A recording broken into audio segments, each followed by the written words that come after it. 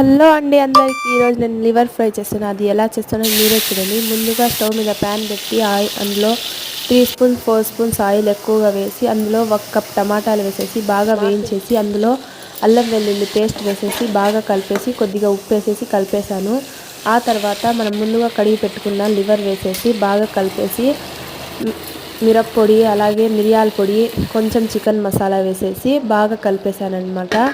కలిపేసిన తర్వాత ఒక 5 నిమిషాలు సిమ్లో పెట్టేసి ప్లేట్ మూసి పెట్టేసాను అన్నమాట. ఒక 10 మినిట్స్ తర్వాత చూస్తే నీళ్ళంతా జిగురించి బాగా దగ్గర పడుతున్నట్టు అనిపించింది. ఇంకా ఒక హాఫ్ అన్ అవర్ అట్లాగే సిమ్లోనే పెట్టేసాక దోరగా బాగా వేయించుకున్నానండి. అంతేనండి, సింపుల్గా ఇలా చేసుకున్నాను. ఇలా చేసుకున్న వాటిని మనం వేడి అన్నంలో మనం చేసుకున్న లివర్ ఫ్రై వేసుకొని ఒక 2 ముద్దలు కలిపి తింటుంటే అమృతంలా ఉందండి. మీరు కూడా ట్రై చేసి ఎలా వచ్చిందని నాకు కామెంట్ చేయండి.